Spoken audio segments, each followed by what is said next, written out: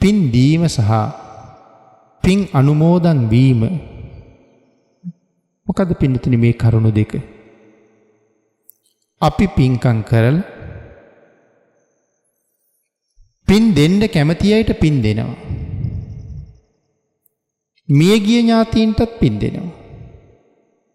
ජීවත් වෙලා ඉන්න අයටත් පින් දෙනවා. ඒක අපේ සාමාන්‍ය සිරිතනේ.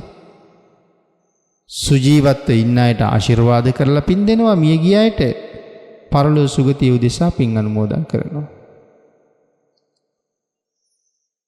මේ පින් අනුමෝදන් කරනවා කියන කාරණාව තමන්ට මහා කුසල් ලබන්න තව හේතුවක්.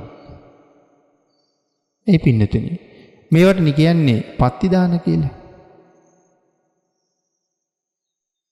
කෙනෙක් දානයක් දීලා තමන් ලබාගත් පින 10 දෙනෙකුට අනුමෝදන් කරනවා. මුලින්ම ආහාර පාන දන් දුන්නා. ඊළඟට ඒ තුලින් තමන් රැස් කරගත්ත පින දැන් දන් දෙනවා. එතකොට දැන් මං කරගත්ත පින් තව කෙනෙකුට දුන්නහම මට පින් නැතුව යනවද? නෑනේ පින්නතුනි. මට ඒක තවත් දානයක් බවට පත් වෙනවා. පත්ති දානයක් බවට පත් වෙනවා. දැන් මම දන් දීලා ලබාගත්ත වෙනම කුසල කර්මයක් තියෙනවා.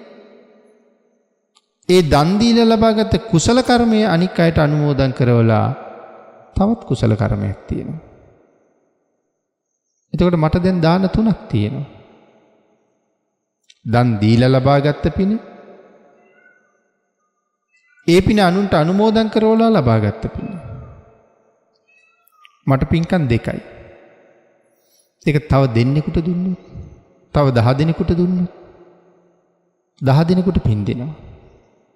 පින් දුන්න කෙනාට පින්කම් 11ක් තියෙනවා. 10 දෙනෙකුට පින් දීලා තියෙනවා. දෙන්න පින් ලබන්න දන් දීලා තියෙනවා. දානයක්. ඒතර පින්කම් 11යි. ඒකින්ද පින දෙන්න වැඩි වෙනවා පින්නතුනි. ඒක තමයි පිනේ හැටි.